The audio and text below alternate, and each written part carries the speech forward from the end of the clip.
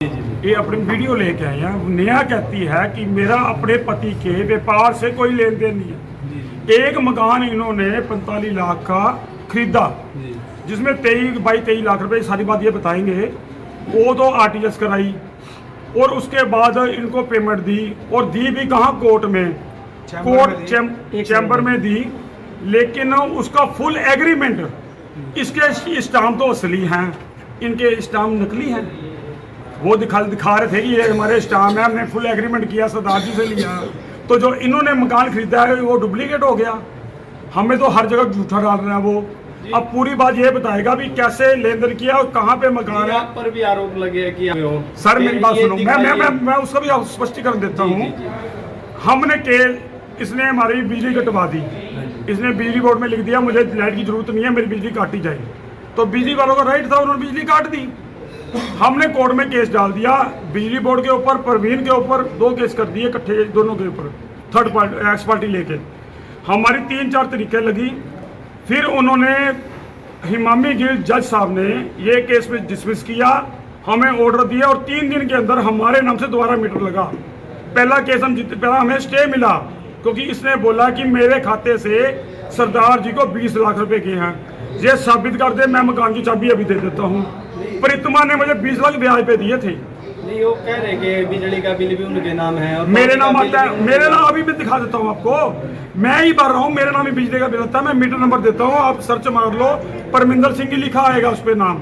जी, आपके क्या कुछ मामला था, आप बताइए। मामला ये है जी मेरा कि हमारी रजिस्ट्री नहीं करवा रहे। हमने इनको सब चीज सारी पेमेंट दे रखी है। कितने गज का प्लॉट था? 141 गज का मकान है हमारा। कहाँ पर है? बसंत नगर में, कच्चे कैम्प में पड़ता कब है। का है ये, आपने कब ली थी? 2021 में लिया है, और ये हमारी रजिस्ट्री नहीं करवा रहा। सारी पेमेंट इसके पास चली गई आप है। एक वीडियो भी दिखा रहे थे पैसे लेते हुए। हाँ जी, ये कोर्ट की वीडियो है जी, ये कोर्ट की वीडियो। कोर्ट में नेहा शर्मा को हम पेमेंट दे रहे थे चैम्बर में, ये चेक कर लो,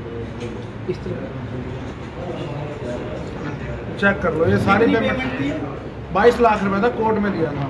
अब रजिस्टर क्यों नहीं करवा रहे हैं सर? वो क्या कुछ कह रहे हैं आपसे? वो नौटंकियां कर रही है कि मैं नहीं करवाती, जिसको कहना कह दो।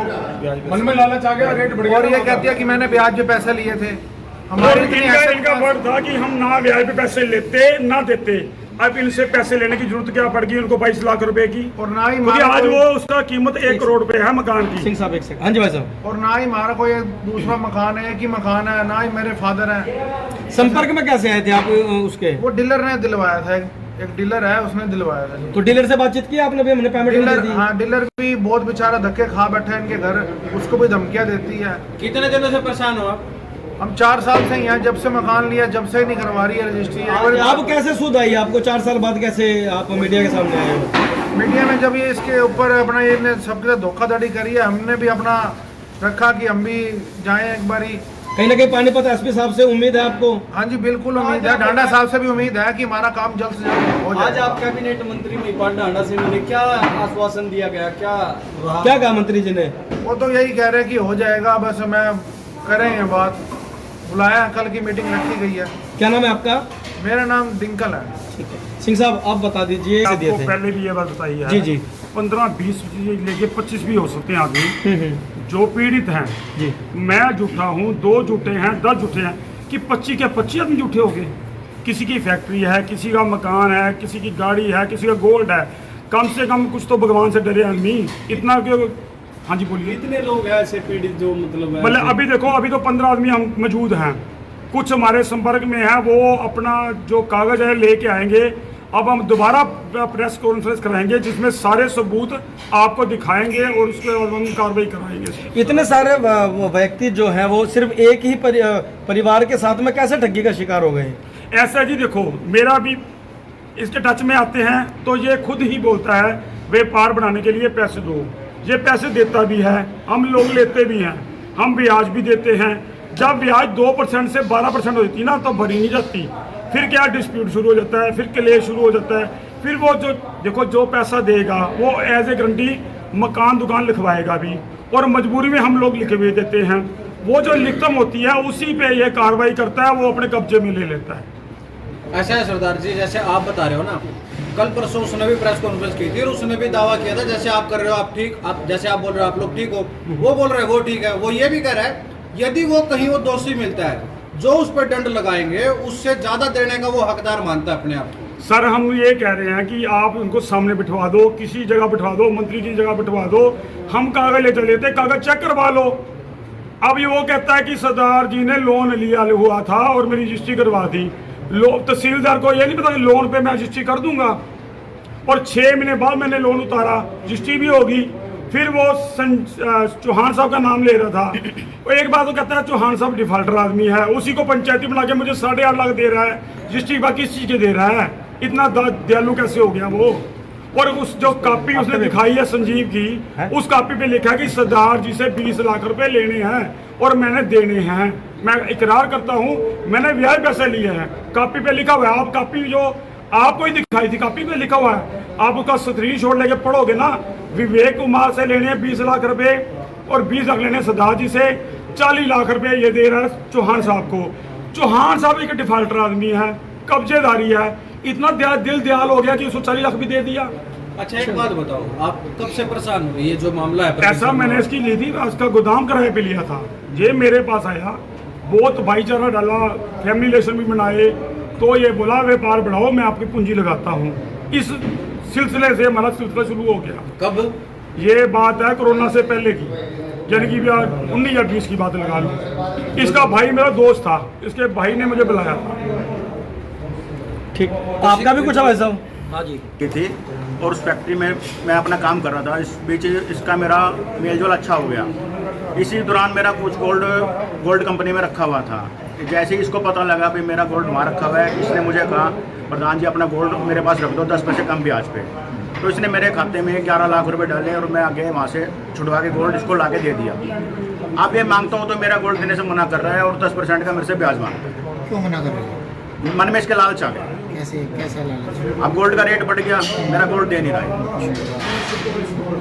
आपका तो नहीं ऐसा क्या आपके मन में आ गया हो कि गोल्ड का रेट बढ़ गया? नहीं। आपने पहला मांग गया इससे? मैंने 1 साल से मांग रहा हूँ। कितने साल हो गए आपको इसके पास गोल्ड रखे? 1.25 साल हो गए लगभग। 1.25 साल में कितनी बार मांगे आपने? मैंने 1.25 साल से जब से मांग ही रहा हूँ लगातार। मैं तो क्या बोल रहे हो? मना कर देता है। क्या मना? मेरे पास गोल्ड नहीं है, जो करना है वो कर। एक वो जो ऑडियो वायरल हो रही है उसमें कह रहा है कि आपने मेरे पास रखा, मैंने आगे रख दिया, आप मेरे पैसे दे दो। मांग गए तो मैं तो देने के लिए कितनी बार गया, ये जवाब ही नहीं देता कुछ भी। आप वो सेटलमेंट की भी बात कर रहे हो, क्या है वो मामला? नहीं, सेटलमेंट नहीं हुआ।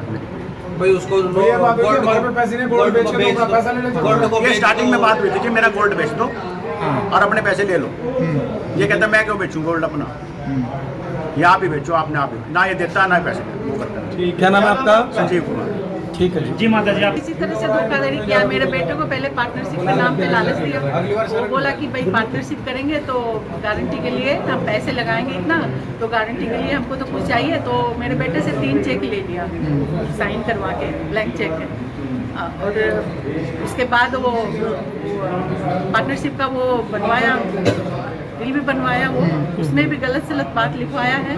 मेरे बेटे से सिर्फ साइन ले लिया था, उसमें कोर्ट में जा करके कोई वकील है उसके पास जा करके, और उसके बाद वो टॉर्चर करना शुरू कर दिया, वो ब्याज लगाने लगा। मेरा बेटा का जहाँ मशीन लगा था, बोला पार्टनरशिप करेंगे तो मेरे फैक्ट्री में ले आओ मशीन, तो वहाँ किराया भी नहीं लगेगा।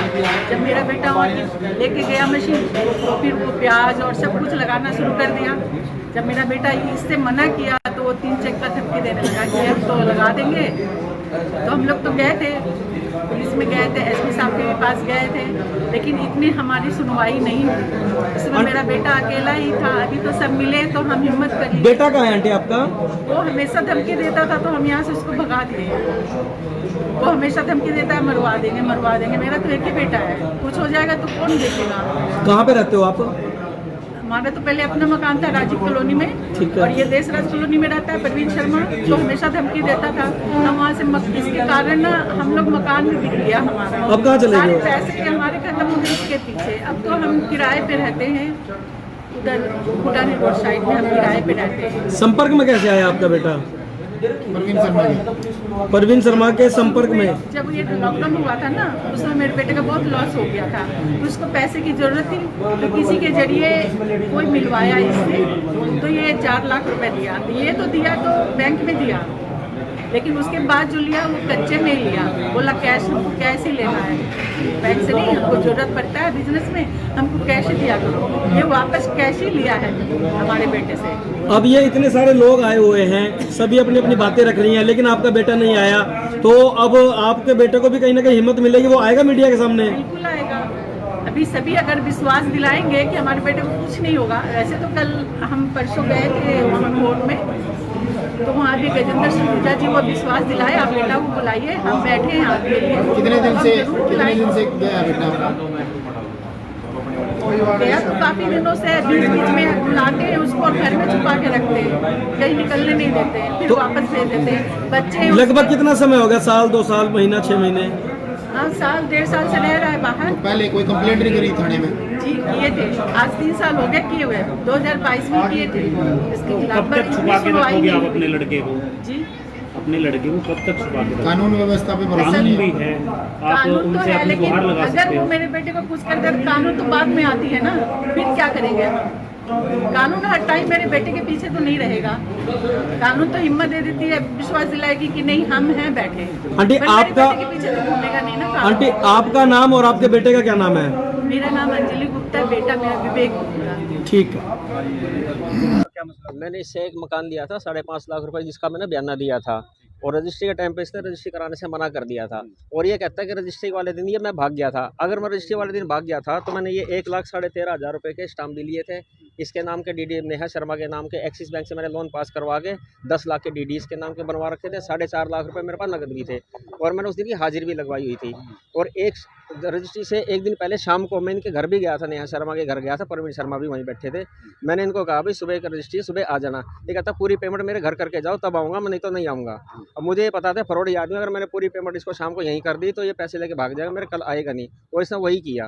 कितने पैसे दिए थे? मैंने 5.5 लाख रुपए बयाना दे रखा है इसको। अब क्या कह रहे हैं? अब ये रजिस्ट्री कराने से मना कर रहा है, वो रजिस्ट्री भी मैं नहीं करवाता। कई एक ही प्रॉपर्टी अलग अलग बेच रहे हैं क्या? कई 2 जगह बेच दिया, वो मकान इसे दूसरी जगह भी बेच दिया है, वही मकान जिसका कि मुझसे ये 5.5 लाख रुपए बयाना ले चुकी, जिसका 24 सितंबर को बिल भरना था। इसने 22 तारीख को ही वहाँ ताला लगा दिया, लेबर अंदर बंद कर दी गई। मौके पर ही हमने पुलिस बुलाई, तब वहाँ से लेबर निकाली गई। इसने ताला ये कहकर लगाया कि मेरा बिजली का बिल दो और 3 महीने का एडवांस किराया दो। अभी भी लेबर मेरी बाहर से लेबर आई हुई है, अभी भी बैठी हुई है, जिसका मुझे रोज 5,000 महीना 5,000 रुपये रोज का खर्चा हो रहा है। लेकिन ब्लॉक लिस्ट में नंबर डाल दिया है, गुंडे बुलाकर मेरे पर हमला भी करवाने की कोशिश करी है इसने, और धमकी देता है। और ना तो अभी कोई सोल्यूशन हुआ, ना ताला खोल रहा है और ना